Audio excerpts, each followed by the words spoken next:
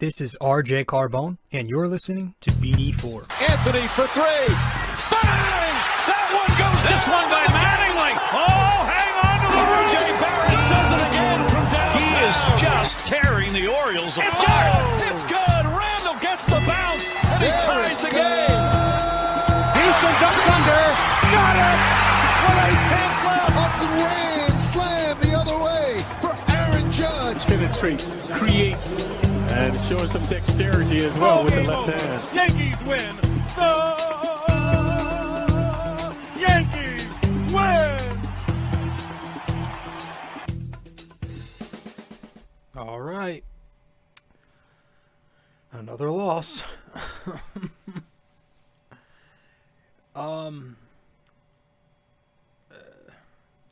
It wasn't even that I was tired last night, because it was a Milwaukee game, so it was a 10 p.m. start here on the East Coast. Honestly, I had the energy to, in terms of just being late, that wasn't what stopped me from recording and waiting until today, which is Saturday the 29th of January. What stopped me was just that this team continues to just make me miserable. Unfortunately. So it was the same old. They played harder than when they played against the Heat. But it's kind of hard not to when you see how pitiful they were in Miami. And is that the standard now? Is that just, are we going back to moral victories? Is that it?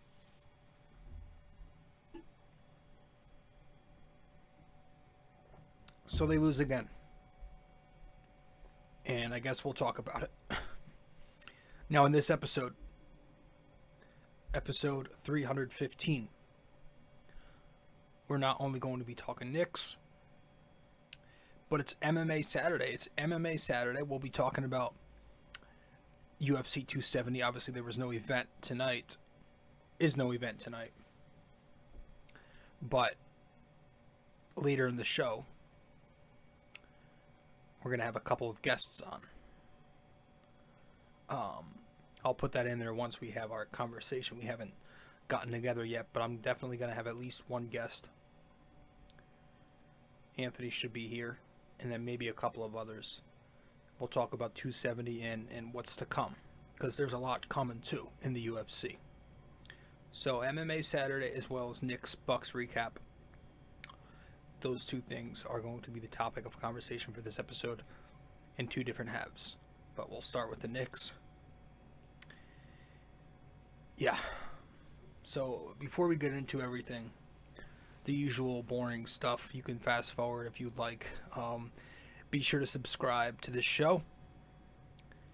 If you're not subscribed to BD4, where there's no better way to get your Yankees and Knicks analysis, and we do MMA now too on the weekends, as I just said, be sure to subscribe. Apple Podcasts, Spotify, SoundCloud, Anchor, Google Podcasts, and the many other listening platforms.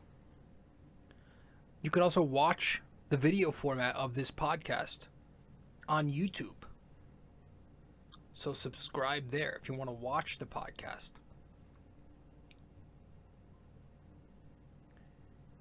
Follow me on social media. I'm at RJ Carbone on Facebook. I'm at Rob J. Carbone on Instagram. That's the handle.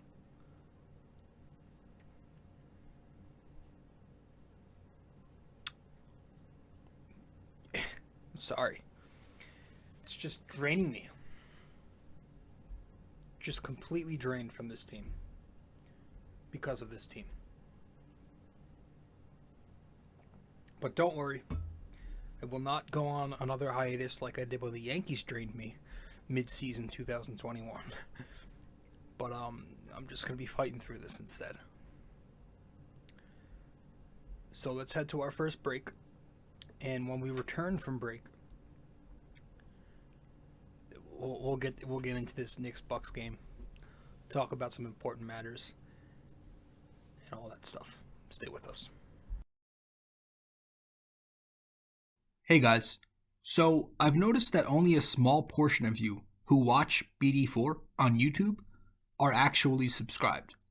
So if you do enjoy this podcast and maybe you want to be notified when new episodes release, I'd consider subscribing and also hitting that notification bell. This way we can help the channel grow and you won't miss a single episode of BD4. Alright, let's get back to it.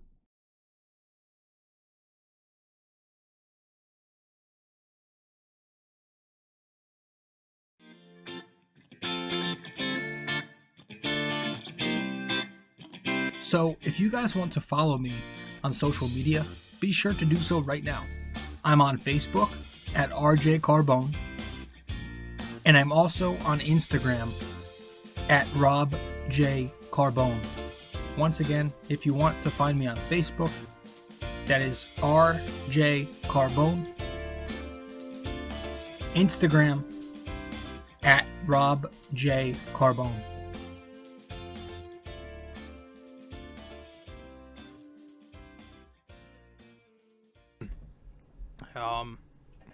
So let's get to it. Let's not waste any time. I just want to get right to it.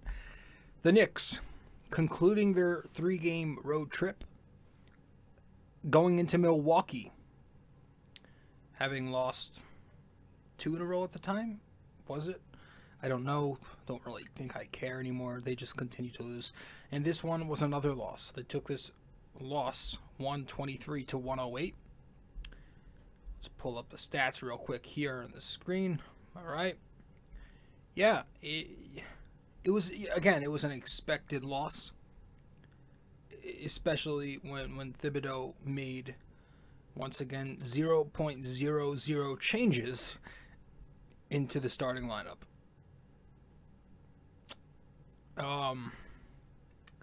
A wire-to-wire loss for the Knicks, who not only trailed after every quarter, but they never led at any point in the game.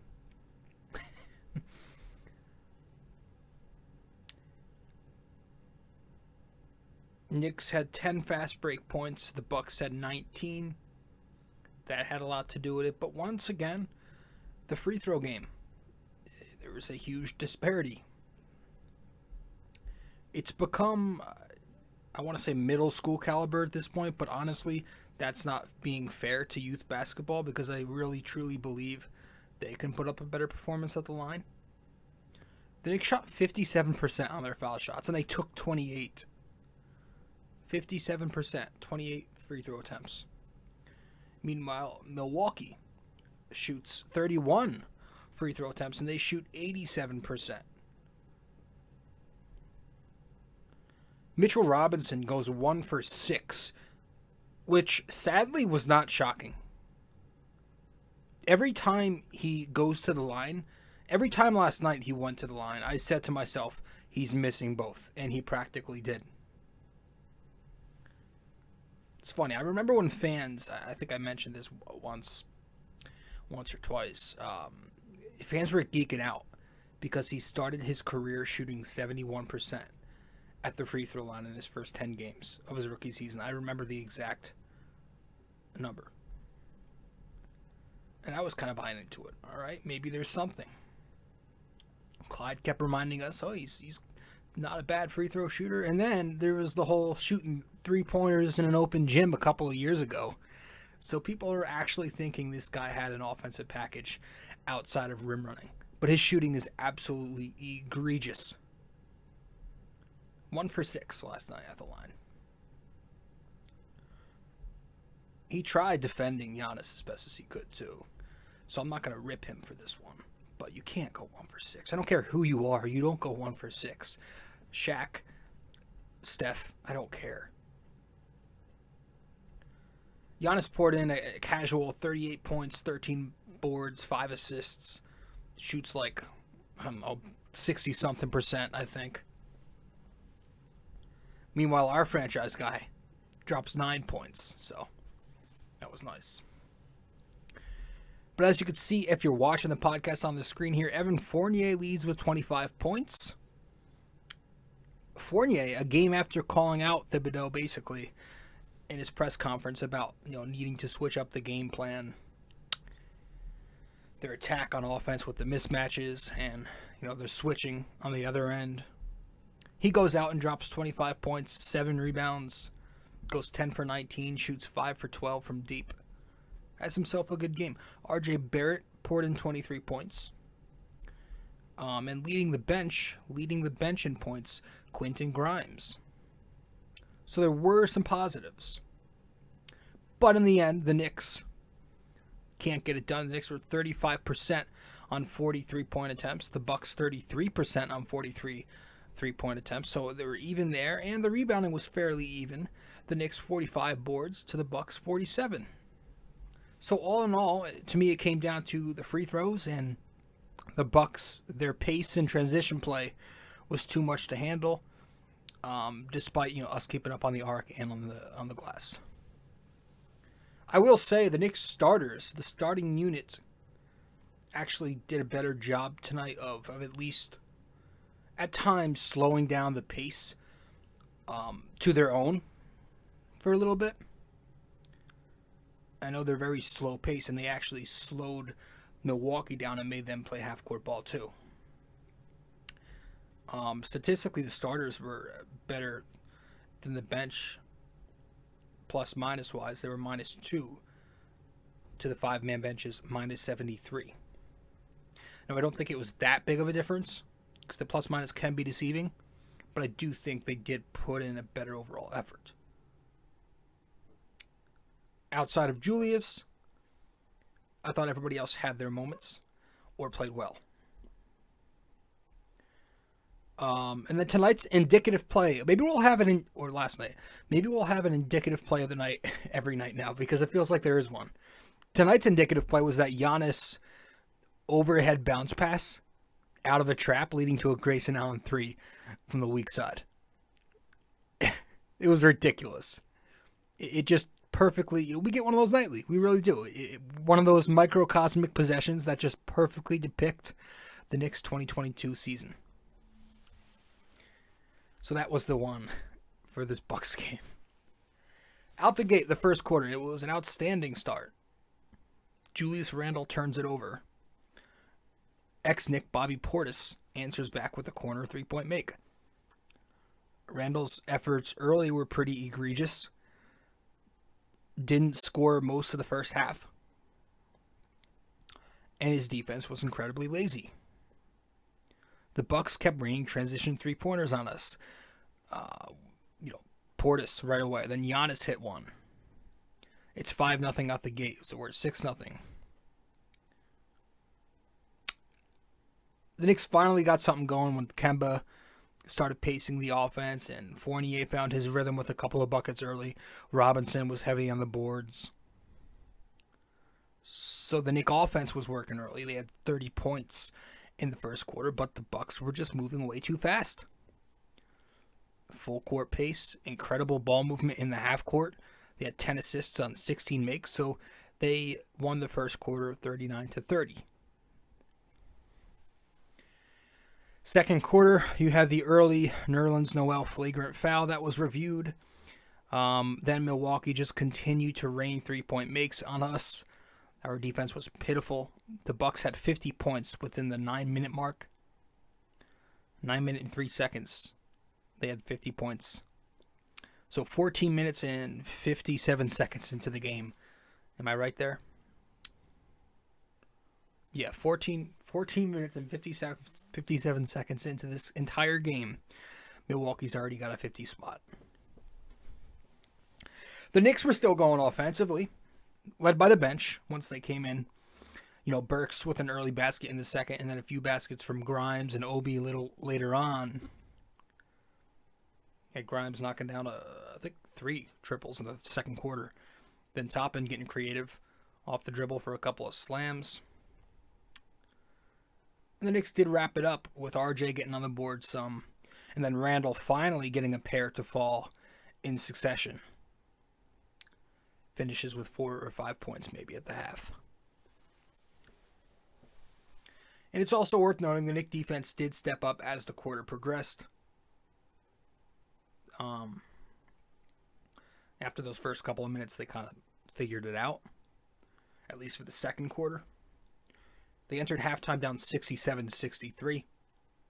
So not the worst in the world, considering how sloppy the Knicks were with 12 turnovers and how poorly we played defensively and slow we were on our defensive rotations for a good portion of the first half.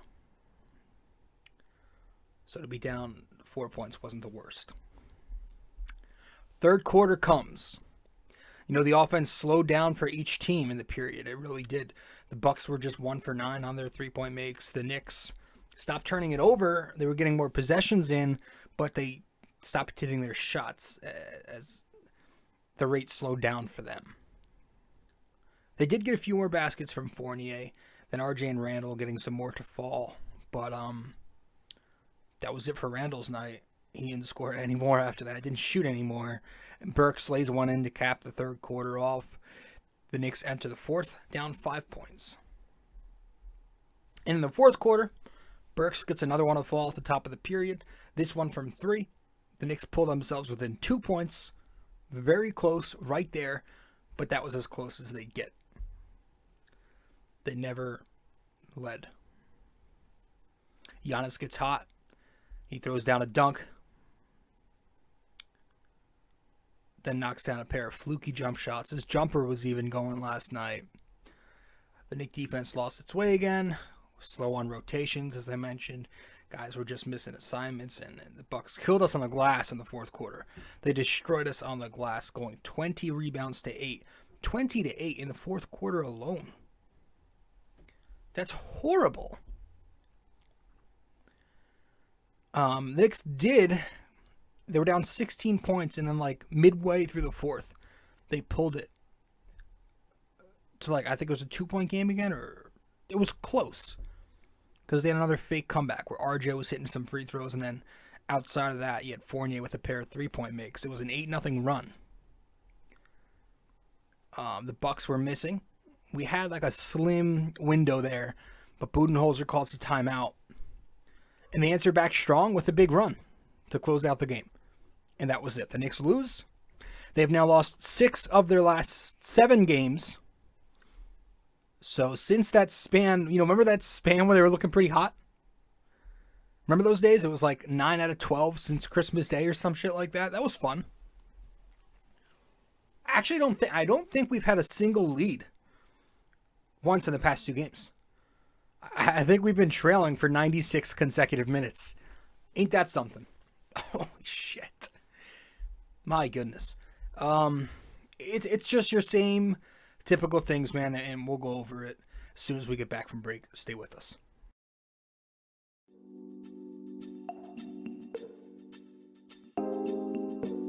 So BD4 is on so many platforms to listen to. You can listen to us on Apple Podcasts, Google Podcasts, SoundCloud. You can listen to us on Spotify. You can find us on our sponsor, Anchor, and many other listening platforms as well, wherever you get your podcasts. But we are also available to watch on YouTube.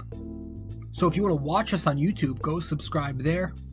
But if you prefer to listen to us, again, many listening platforms. Just be sure to subscribe, download, give us a rating, a review, comment, share the podcast, and all that fun stuff. This is BD4, where there's no better way to get your Yankees and Knicks analysis. All right, let's do it. Listen, I hate to keep doing it. I hate to keep bringing him up. Thibodeau. It's the same typical crap with Thibodeau. Lack of flexibility. First off, the same exact starting unit out there. This starting unit has the worst. I was looking this up. I saw it in an article earlier. It has the worst scoring differential in basketball. That starting 5 last night. The worst scoring differential in basketball of any 5-man unit playing at least 300 minutes this year. Of any 5-man unit.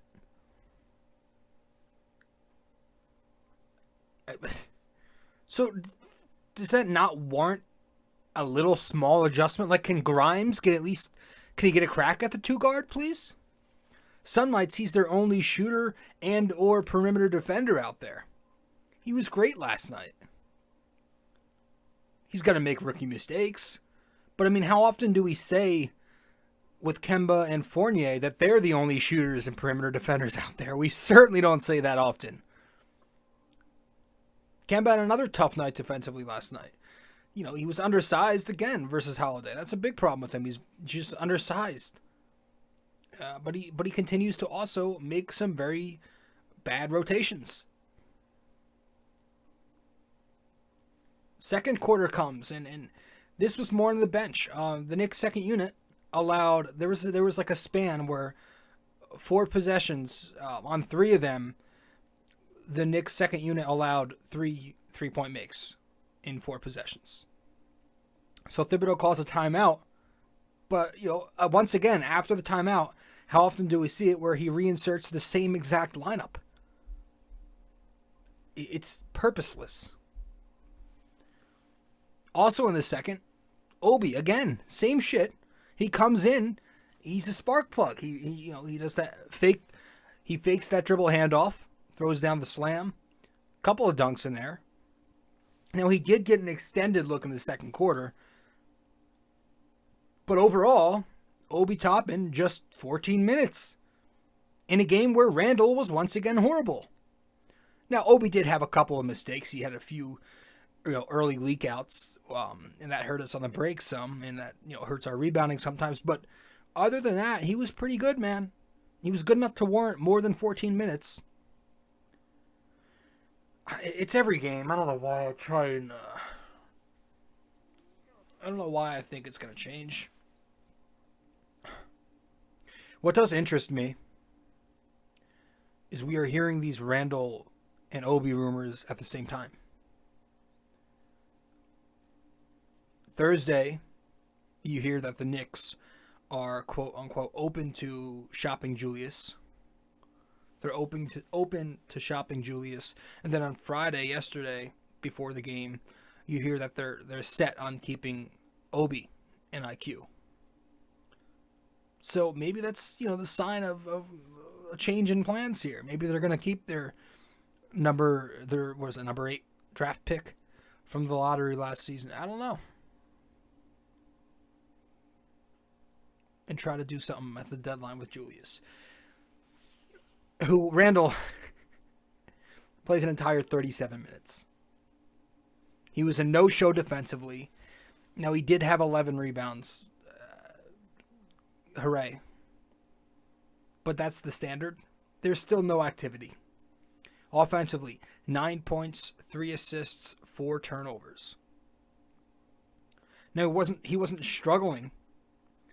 He didn't get the 9 points because he was struggling to shoot the ball, but he was just very unaggressive. And that is an issue. He's not even attacking. Your simple Randle fanatic might say, well, you guys complain when he shoots too much, complain when he doesn't. That's not the key. The key is his IQ. It's about when you shoot, not always how much you shoot. When you shoot. That's the issue. He's passive out there, when he's he's not attacking when he's supposed to attack, and he is attacking when it's the opposite of what you're supposed to do with him. He's checked the hell out, dude. He doesn't know when to pass. Doesn't know when to shoot. He shoots when he's supposed to pass, and he passes when he's supposed to shoot. That's what I was trying to say. Passing out of mismatches. His basketball IQ, that's it. That's the whole thing, It's no one to shoot, no one to pass. Make those quicker decisions. And he had another one of his... he had a really good quick decision last night. In the half court, he gets the ball and he sprints to the rim and throws it down. But it's just not enough. It's awful. It's awful. He's just so passive right now. He's going through a really... it's mental. It's definitely mental. I mean, the guy had 0 attempts. He did not shoot the ball one time. From the field, from the free throw line in the fourth quarter last night. He didn't shoot. Didn't even bother to shoot. That's extremely disrespectful and repugnant. You know? That's him choosing not to shoot. That's pathetic, dude. Childish. Childish. Not to mention, he has an outing like this after another one of his adorable little monologues. I don't know if it was on social media. I don't really care. But, apparently he wrote something again to the fans saying how he wants to be here. He wants to give New York a title. Blah, blah, blah. It's just the usual talk. Talk is cheap, though. Brendan Brown was bringing it up, and he's an excellent analyst. I would like to have him on more on MSG, but he was saying the same thing. And to respond to that with an effort like that is disgusting. His body language is continuing to just say it all. It's abysmal. It's very telling on and off the court. We see him time and time again, now isolating himself from the team on the bench in the huddle. There's snapshots and video clips of it in multiple games now. There was that play from last night where everybody was talking about. I didn't see it at the time. I didn't even notice, but after the game, I saw the clip and I'm like, wow, that's telling.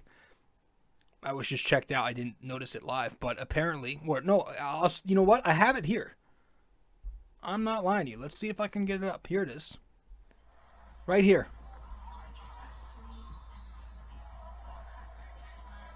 Right there. Keep playing it for you. Staring right at Obi. Now, if you're listening to the podcast, I'll explain what I just showed. Obi is down on the floor, under the rim there.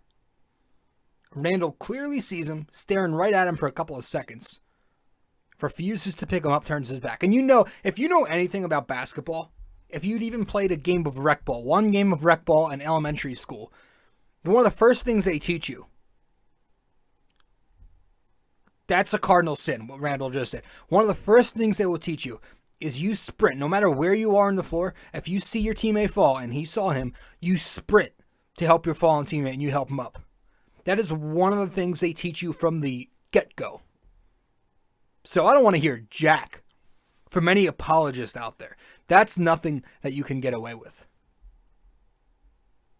That is absolutely simply egregious. That is the first thing they teach you in youth basketball.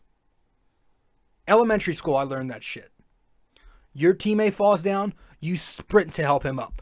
You do not turn your back, stare at him, and walk away. That's not what you do. That's not what a leader does. So that just caught me completely off guard. For as repugnant and repulsive as this guy has been as a leader this year, that was even shocking. Very appalling to me to see that happen. So it's just leadership. It's simple leadership stuff, man. That's why this guy has got to go. He's obviously trying to get traded too. Somebody hurt his feelings in the Miami Heat game, I saw, and then that fan had to be removed from the game because he was lightly heckling Julius. I mean, come on. So if you're Thibodeau and you see in this, just do the guy a damn favor and sit him down. There's no benefit in letting him humiliate himself, the organization, and the fans if he's going to continue to directly disrespect them on the court, do literally nothing on the court for 40 minutes a night. Sit him down. I mean, I can see it. We can all see it at this point, right? He's going to ask out eventually, I believe. It might not be at the deadline in a couple of days, but when things are quieter, maybe in the summer, it's the off season, he's not got the cameras on him, I can definitely see him asking out. He's definitely going to ask out. Because right now, what we're seeing, basically, he's doing it without saying it. The tea leaves are there with the body language and all of this stuff with the media, the fans, the everything. It's all there. He's going to ask out at some point. Whether that be literally saying it, asking out, or forcing the Knicks to make that decision because he's been so egregious. It's going to happen. It's not going to end. I could tell you this relationship is going to continue to get more toxic, if anything. I was having a little fun looking at the season numbers last night.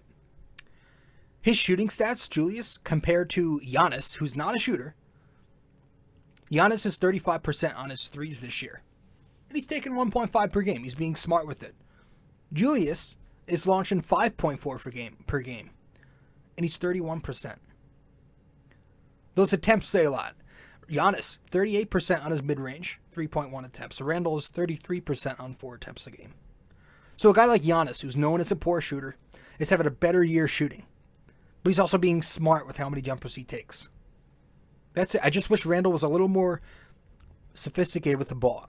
He would attack more like Giannis does. Especially with all these mismatches he gets. I don't remember exactly, but there was that possession, I think, in the second half. I think I brought this up, actually, a couple minutes ago, where he got the ball in the half court and he sprinted towards the rim. I just wish we saw that more. Hopefully. Hopefully they can find a partner by February 10th. If they do, I'd get my license and drive him to the airport myself. But, I mean, it's I don't see it. If anything, it's going to be a small market team. Like I said, any big market GM seeing how Julius is handling this whole thing is not going to want him. I think a small market team sees the talent. They see the 2010-5 numbers, and they think he can fit into a system, as the number 2, number 3. And maybe he can, right? But it's just not going to happen here.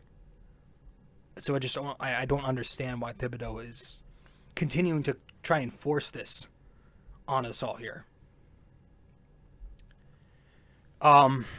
Quickly just got 11 minutes last night for Summers. I didn't think he was that bad to warrant not seeing much action at all. I thought as wildly inconsistent as he can be offensively, I thought he's been a solid playmaker for this team in January. He was averaging 4 assists this month, and he had 4 games in a row with 5+ assists. Didn't really get a chance to be that guy last night. Maybe it was the decision-making, was not as fast. I know he missed some rotations defensively last night, but that was, when he was switching. But that was more, I think that's more the scheme. Tibbs' defensive scheme is just not clicking this year. Everybody's so far from their man. So much of the time, you see guys so far off their assignments, cheating middle or overhelping. It's weird. I don't like it. It's almost like a zone without being a zone. Quasi-zone. Maybe it was that quick triggered 3. Because that's actually when he was... I have to look back. I don't know. The Bucks were on a run and quickly launches like a heat check 3. And I think that's when Thibodeau went back to Kemba. And I don't think you saw Emmanuel for the rest of the game. I don't know. I got to look back. But I would have liked to see more of him.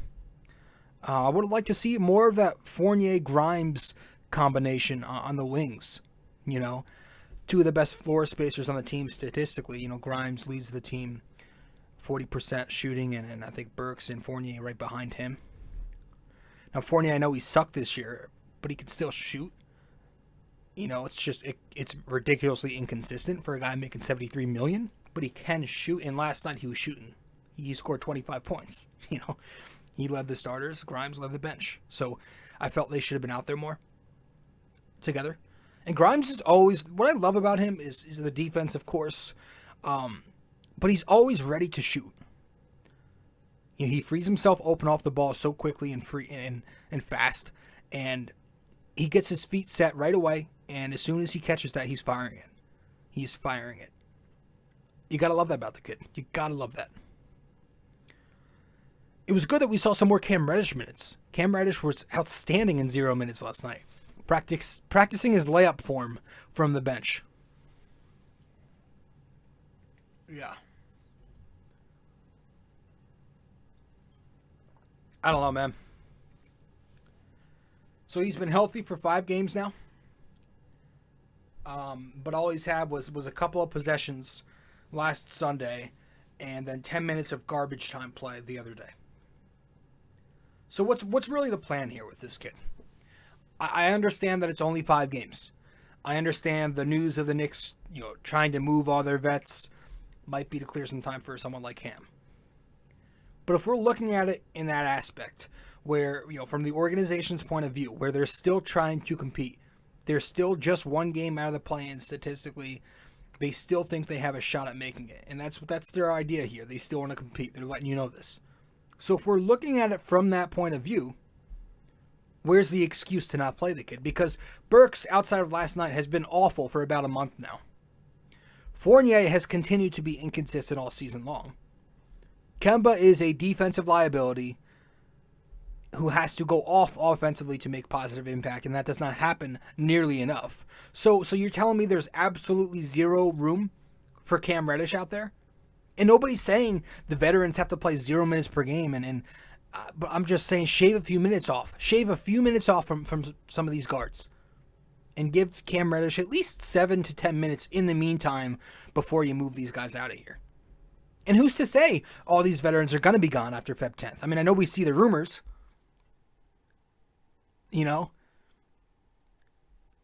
but there's no guarantee. Even Kevin Knox is playing over there. I was looking at his numbers last night. He's not playing a lot, but he's averaging 7-8 minutes. He had 5 games over there where he's played, and a couple of them he's gotten a decent look, double-figure minutes. I mean, he's getting some time out there. Different situation, sure, he's going to be a free agent, yada, yada. But remember, we have to be careful here. I mean, this is a kid, Cam Reddish, who asked out of Atlanta. He went to the front office and asked to be traded because he wasn't getting enough playing time. Averaging 23 minutes a game, he went out. So we got to be careful. Even if the organization was with the rest of the Knicks fan base where we don't see this team as a playoff team, we don't see them doing anything, and a lot of us just want to scrap it and sell off and let the youth play, even if that's the case, even if the organization agrees with the Knicks fans and that's the direction they want to head in, why isn't he out there? So it's like there's no win-win for the organization. There's no win. The only situation where Cam should not be on the floor is if Fournier, Burks, Kemba, etc. are all on fire helping the Knicks in this playoff push. But they aren't. None of them are on fire right now. The only thing keeping him from playing is probably business, politics, the contracts that some of these guys are being paid. Burks just got a new deal. Fournier on the $73 million for 4 years. That's probably it. And that's absolutely disgusting that it has to be like that. I do give credit to Thibodeau for finally giving us more of that Obi-Randle combo. At least he tried it. Noel was kind of having issues defending Giannis. So Obi came in and played some 4 while Randle defended Giannis at the 5. And he also put Grimes, Obi in there with Kemba, Fournier, Mitch. So that was nice to see. It was a different look. We don't see that often. So he made some, but it just continues to be minimal or no adjustments at all. And plus that Obi-Randle combination, that Obi-Randle lineup combo was just way too late in the game by then. So, so it's like, okay, cool. So it's bad. The Knicks are looking rough.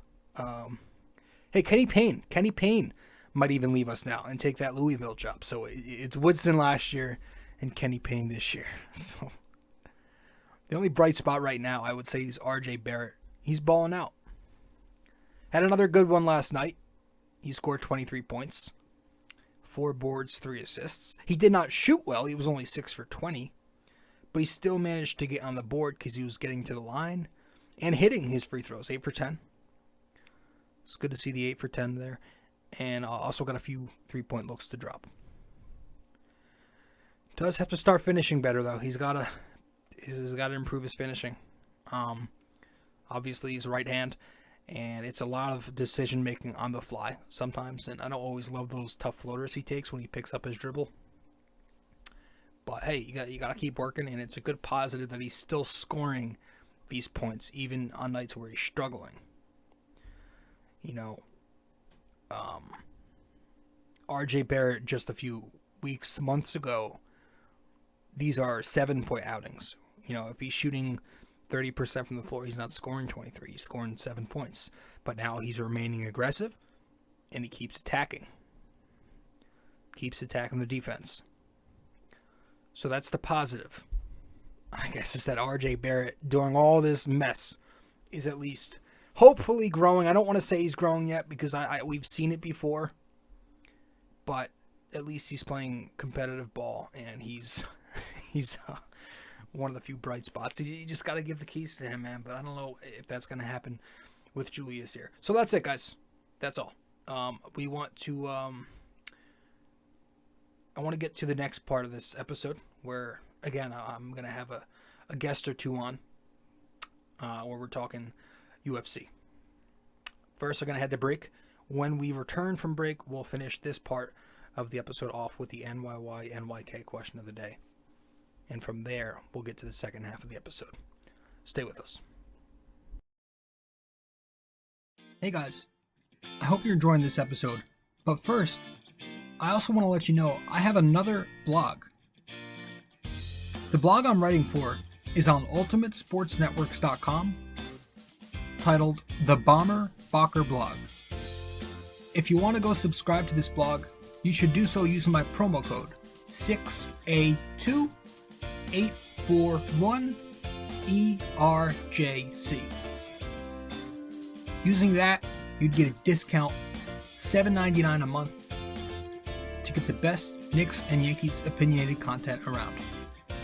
Once again, guys, the Bomber Bacher blog on ultimatesportsnetworks.com using promo code 6A2841ERJC, $7.99 a month.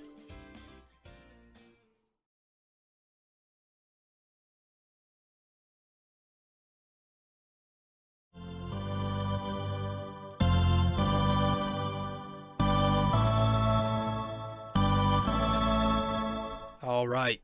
So for this episode, our NYY-NYK-MMA question of the day for episode 315. The Knicks and Bucks have only faced each other one time in a playoff series. What year was that series? Which round was that series? And who won that series? So it's a three-part question. All right, once again, the Knicks and Bucks have only faced each other in a playoff series once. What year was that series? Which round? And who won? Let me know the answer, whether that's on Facebook or Instagram. You can comment the answer once I publish one of the promo clips to this episode. Or you can just simply DM me the answer and I'll give you a shout out in the next episode. Thanks for tuning in, guys. I appreciate that. But let's get to the second half of the show. We'll head to one more break. When we get back, you'll be listening or watching the second half of this show where I'm going to have a guest or two on where we're talking about some UFC. All right? Thanks for tuning in, guys. And I'll see you next time. All right? Hope you enjoy this second half. Episode 315. Let's get to it. Ciao. A custom wall tapestry is a surefire way to uplift any room's aesthetics with a personal touch. This 100% polyester wall tapestry comes with hemmed edges for extra durability, while its mildew and water-resistant properties ensure years' worth of decorating bliss. The advanced tapestry printing techniques guarantee crisp detail even for the craziest of designs in any of the multiple size choices. You can select a size of 26 by 36 inches, 51 by 60, 68 by 80, and 88 by 104. These wall tapestries usually ship in 7 to 10 business days, and the price ranges from $24.99 to $69.99, all dependent on the size you select. The Bomber Bacher blog wall tapestries come in orange, gray, and black. But most importantly, be sure when purchasing a wall tapestry for the Bomber Bacher blog that you use promo code 6A2841ERJC. 6A2841ERJC. Just go to ultimatesportsnetworks.com and click on the Shop MVP tab, searching the Bomber Bacher blog. And there you have it.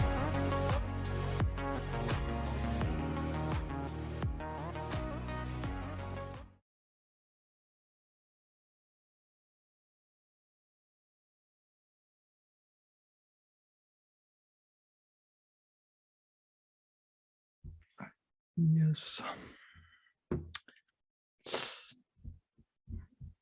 Whoa. Yeah. What up?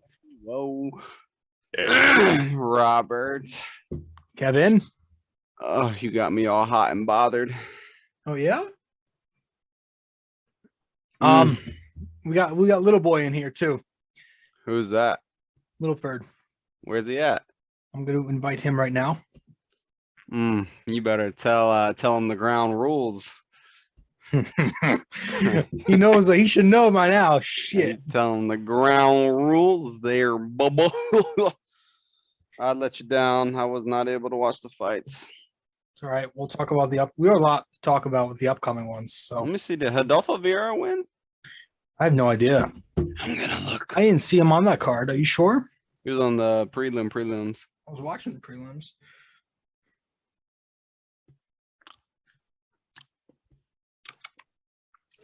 We got like a foot of snow up here now. Oh, good gosh, that's disgusting. Cheeky. What in the heck? Wow. UFC 270. Yeah, he wasn't on. I told you. Early I didn't see prelims. Nope, not early prelims. Prelims. Did they take him off? Did he get injured? Maybe. Look, Man. Let me is that your look. boy or something? I don't know him, but I followed him in jiu-jitsu. Yeah, I didn't see him. One second. What happened? Dude, I sent you the link to the thing. You didn't watch it? I forgot. No, they took it off, man. Oh, really? Yeah. I went Come down on. to my friends. Why? All right, Let me go back to the UFC. See if I can get Mike. No, I do not like you. I just thought you were cool and nothing. Events. What's upcoming? Ooh, Strickland, huh? Yeah, I want to see that one. Did you Which see the one? video of him talking shit during a fight? Yeah, I did. That's awesome. Is Sean Strickland? Is he the one? Hold on. I think I saw a video of him floating around the internet. Yeah, he's like kind of a controversial guy. Let me see here. Was it from this? Wait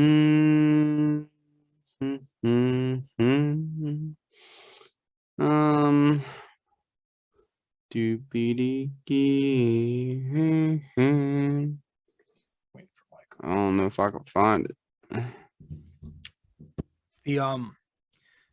I think there's, let's see, next weekend. There's there's the big one. When's the Izzy fight? I think is in 2 weeks. That's it. Is it? Yeah, the Izzy Adesanya fight's in 2 weeks. That's gonna be hella good. But I mean, you should have saw this one. This one was good. Here you go. I'm gonna invite Mike. He says he's on.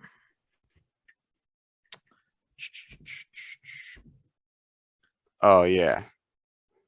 Oh yeah. So Sean Strickland was grappling a jiu-jitsu black belt. Yeah. And he got caught in a tight arm lock and he got butthurt and slapped him in the face. Oh Yeah. shit. Okay. Yeah. Okay. And Mike. He's connecting. Michael? He looks pissed off right now. Hi, Mike. What's going on, buddy? How you doing, man? Yeah, I'm doing. It's cold as shit here. Yeah, we got like a bunch of snow here. We got a dusting, but it's enough to. It's been 16 degrees last night. Oh shit! And Dang. yeah, the high today was 27. What's going on, Aunt? Michael, get me all hot and bothered now. Oh, I'll put it in my booty hole. Whoa.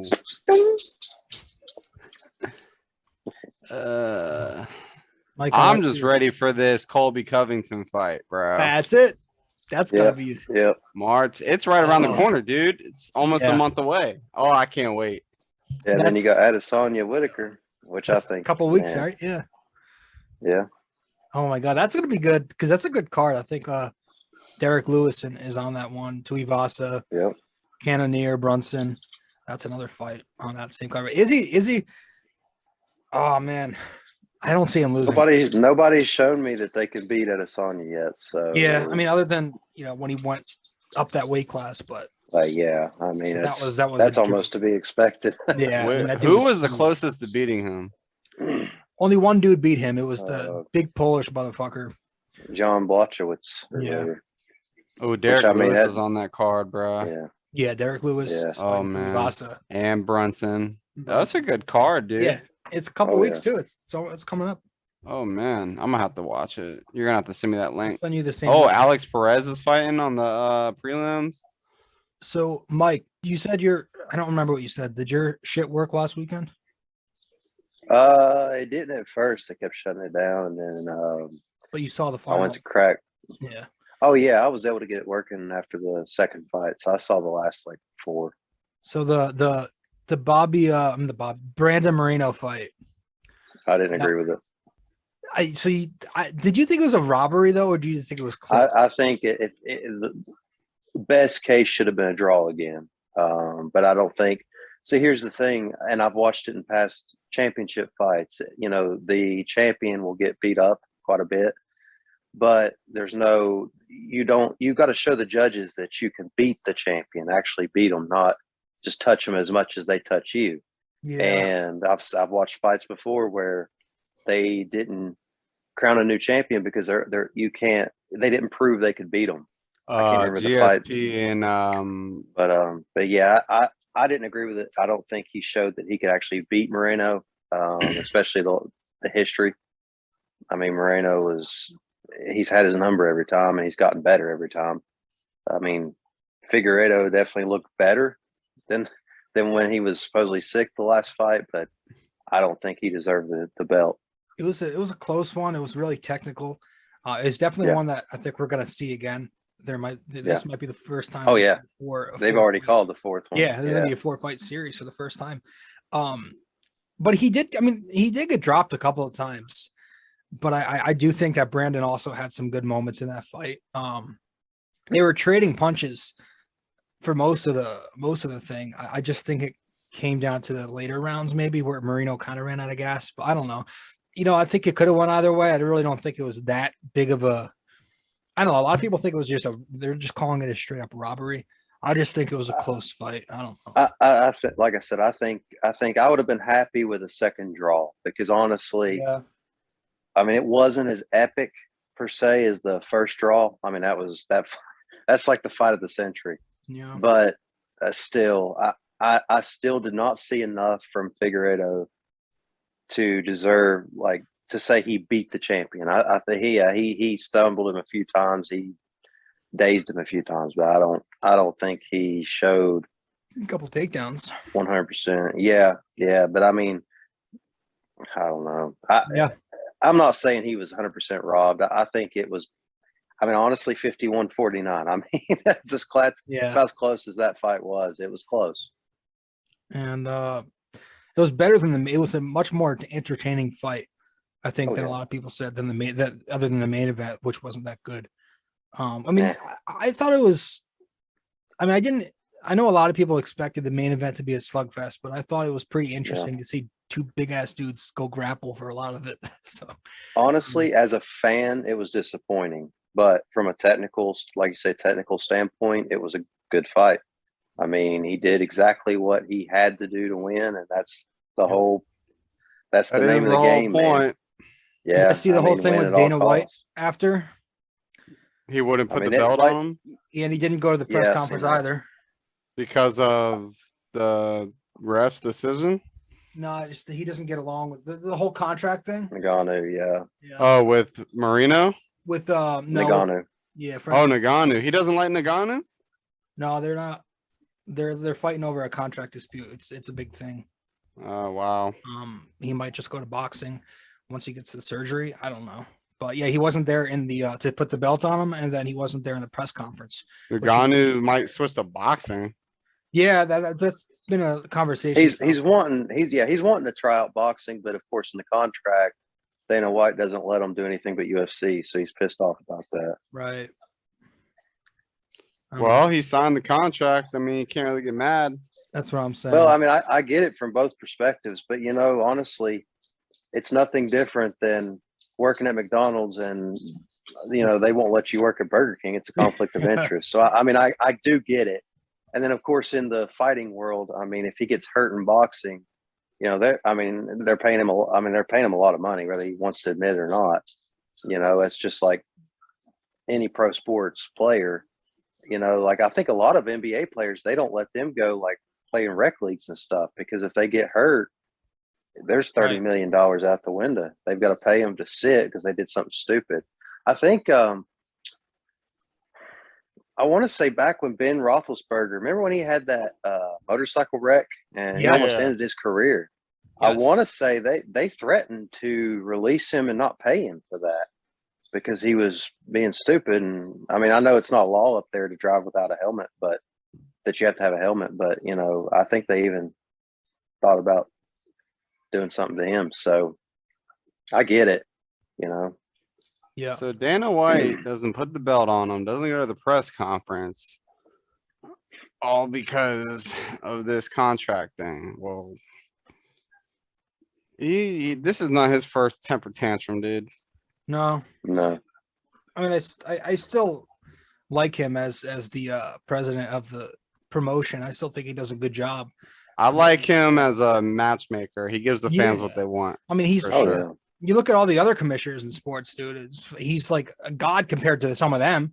I mean, the NFL, the only competition he's got is silver in the NBA. But I mean, I think he's fine as a president. I mean, there are some things. There are the contract things. He doesn't pay his fighters as much as he should. But I do. He does agree a good with job that, putting together matchups, like Anthony said. And I don't agree with some of his favorites either. Even though I like one of them, McGregor. I do like him. But I don't agree with the favorites he plays, and somebody can not fight for 3 years and have an instant title shot. John Jones the same way. I don't know if I agree, and I like both of those guys, but I don't agree. The good thing is that nobody's going to be able to riot, at least yet, because he officially put together the Charles Oliveira and Justin Gaethje fight. So Conor is not getting that fight. So that's going to be an interesting fight too. Yeah, that's in May, the 274 card.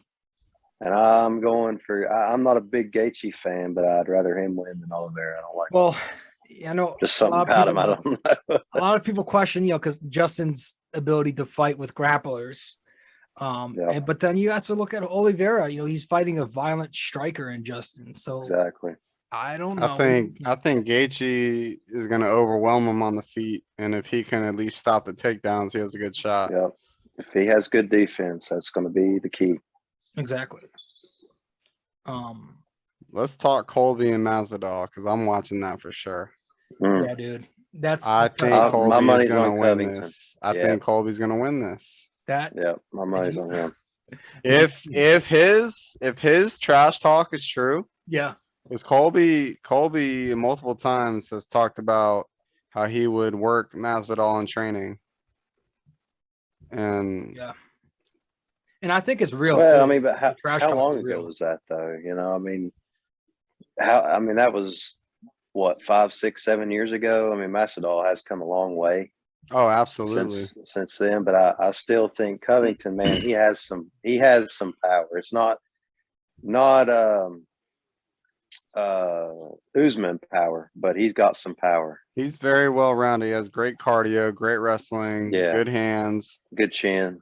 Yeah, he's just gonna be a hard fight for anyone. Oh yeah. Yeah, I think he if Usman wasn't around in the picture in the UFC, I think Covington would actually be the champion right now. Oh yeah. I think he would be holding the belt, honestly. That's the only thing keeping him. If he wins this one, do you think he gets another shot at Usman? Oh yeah. I think he should. I think he should too. Yeah, I think so.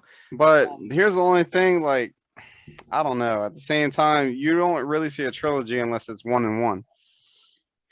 Yeah. I mean, a lot of the time. Sometimes but the thing with the trilogy, I mean, it's not just because it's a trilogy, though. It's if you're number one contender and that person's a champion still. I mean, that's almost the fight to make, honestly, because you're still number one. Yeah, who else is gonna fight Usman? Let's be honest.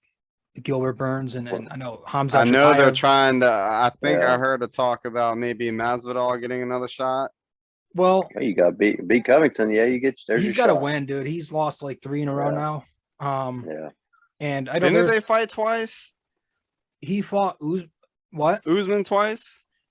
Both of them fought Usman in their last 2 fights, I believe. Okay. Yeah. Well, Yeah, then, they're all yeah, three I say, trying give the winner. Yeah. But do you think Colby's like got the best shot, man. do you think Colby and Jorge shit talk is like? Do you think if you could put a number on it, do you think it's all real, or do you think some of it is to promote it? Like if you No, do I think it's all real. yeah. Yeah. They had a pretty big Colby's side is to promote it, but I think Masvidal is 100%. Yeah.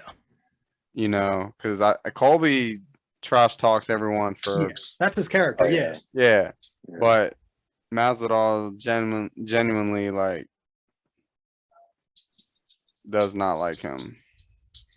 Now there was I wish that was the one we got on Ultimate Fighter. That would have been legit. Dude, yes, bro. But I was listening to Rogan's podcast and he was talking with Juliana Pena, and she was saying how she wants to go back at it sometime in May with Amanda, and that she would like to be on the Ultimate Fighter with Amanda. I think that would also be a good season right there. Mm-hmm. Do I they could even see do that. the Ultimate Fighter anymore? What's that? Yeah, they still do it. They do? Yeah, they just had one with Brian Ortega a couple of months ago. Oh yeah, that's right. Yeah. Craig Jones was grappling coach on that. Oh wow. Yeah. Yeah, so I would like to see that. If we're not going to get the Kobe one, I think the Amanda Nunes and Juliana Pena will make a really entertaining season for sure. Oh yeah. And I think I don't know what else is coming up. That I was listening to Dana White. He was in an interview with Laura Sanko, and they were talking about he's setting up Tony Ferguson to go up against Michael Chandler now too for a lightweight. Dude, I don't want to see Tony take too many more hits to his head, bro. He's taking so much shit. He's on his way out, man. Yeah. And I would love rather get Tony, dude. Nate and Tony. If Michael Chandler hits him one good time, he's done. Michael Chandler's a dog, bro. He is a dog, yeah. And we never got the Ferguson Khabib fight. That should have happened. There's a lot of people who want him with a lot of different fighters. I know Nate Diaz. I don't want to see. I have no Two interest guys in watching any Diaz fight ever again, bro. I'm with you. He's taking so much shit. That card is played. It's played out. Everybody, I think he's done. I think he's got one more fight, and I think he should just call. Nah, it. you just have to accept the new generation now, man. Like, Yeah, dude. But like I said, his brother Nate, man, that guy needs to retire today. Yesterday. And Nick, to be honest, Nick hasn't fought in years. That one It's fight against just- Waller was it. Yeah, that's terrible. I don't have any desire to watch them fight. It sucks because I didn't get to see them in their prime. I didn't watch as much. Yeah, I mean they were fun to watch back then. I mean, but The best now Nate Diaz it's- fight I ever saw was when he beat McGregor the first time. When Yeah, that was McGregor awesome. was on his high horse, bro. Yeah. Oh my was a gosh. good I was fight. at Hooters, man. I was screaming. Yeah, yo. There's what's his name's Glover Teixeira's fighting Jiri. I think on that's going to be on that same card with Oliveira and Gaethje. I think. yeah, You guys, Teixeira uh, loses that. 40-year-old champion, dude. Yeah, if he loses, I think he'll retire though. You guys see John Jones jawing off Yeah. at Nagano and all them? Yeah, that's happening. That's happening. Yep. I'm telling you, that's going to happen. I've lost so much respect for John Jones, man. He used to be one of my favorite fighters. Same here. Same here. He's too much of an idiot now. Yeah. I don't know, man. I think I have a feeling they're going to find a way to get him one more. Something. It might be this year too. Yeah, he hasn't fought at heavyweight yet. Yeah, he wants Nagano. He wants Francis. So Nagano said he's not I going to don't fight. know. I don't know about that, man. I That think. dude's. I think Jones, I don't know. Jones is definitely more technical. Yeah, he's technical, but Been 2 he years, ain't gonna though, be able to take a punch from Nagano unless. especially when And he's good. Oh, he took one from Cormier. Yeah, but that's. Yeah, it ain't Cormier ain't Ngannou, man.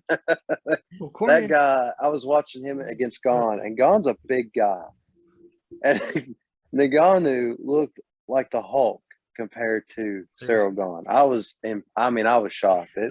And you imagine if they look that big on TV, imagine how big Ngannou really is in real life. Who would you put your money on? right now in the Warriors, Francis. You put Francis. You talking about Ngannou against John Jones? Yeah, I would pick Jones. It's been so long for him, dude.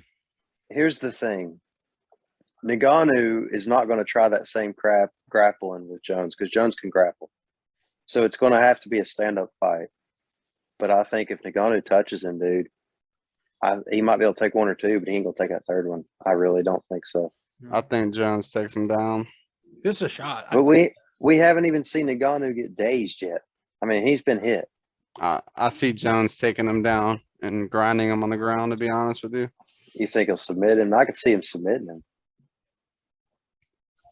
He ain't going to knock him out, though. I don't think. Anthony's triggered. I just want to see. I just want to see John Jones fight, man. Yeah, dude. I wish I could see it. I mean, I done upset him.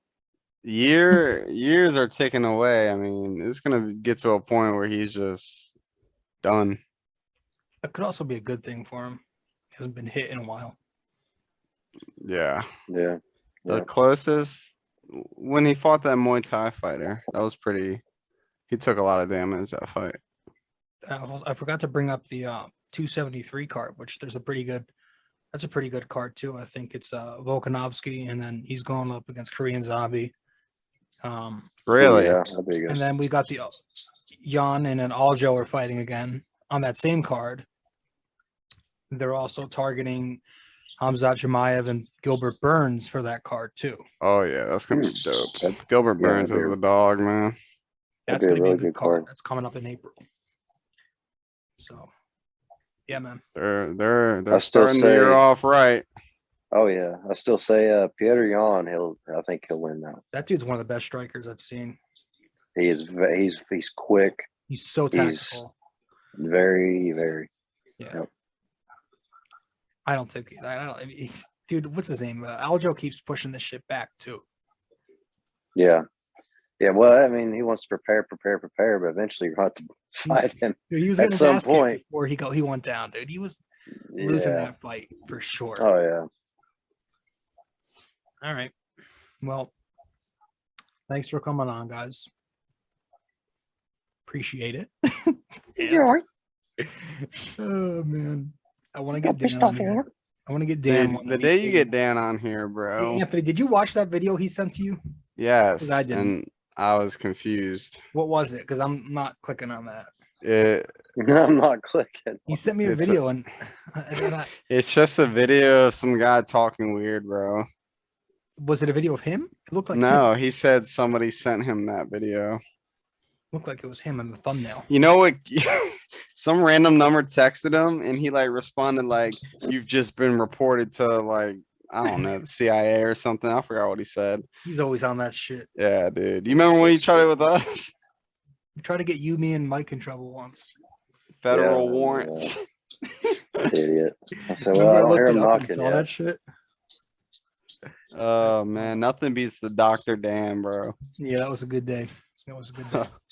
All right, guys. Appreciate it. All right. Peace out. Hold on.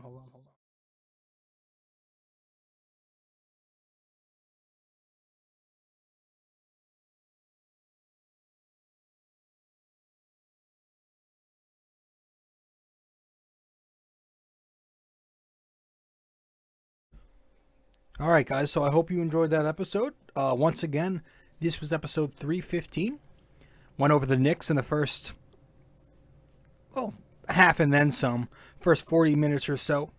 We talked Knicks, Bucks, and recapped that game. Broke everything down. And then, as you guys just heard, maybe watched, we had a nice conversation with Mike and Anthony on the UFC. Talked about the 270 card this past weekend.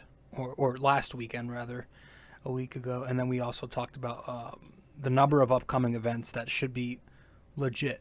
man, it's going to be interesting in the UFC. They are doing some crazy things. I'm very happy that I am a fan of the MMA now. A fan of the UFC, rather, or just an MMA fan in general. I don't watch a ton of other promotions. I should check out Jorge Masvidal's Fight Club and Eagle FC from Habib's camp.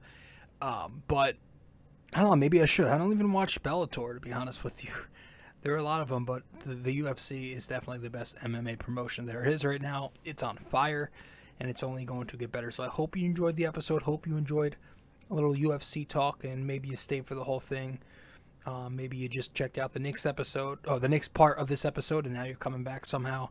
I don't freaking know.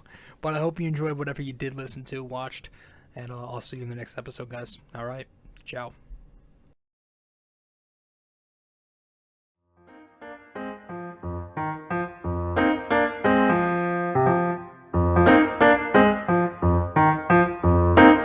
This podcast is brought to you by Anchor. It's the best way to make a podcast. Download the Anchor app or go to anchor.fm.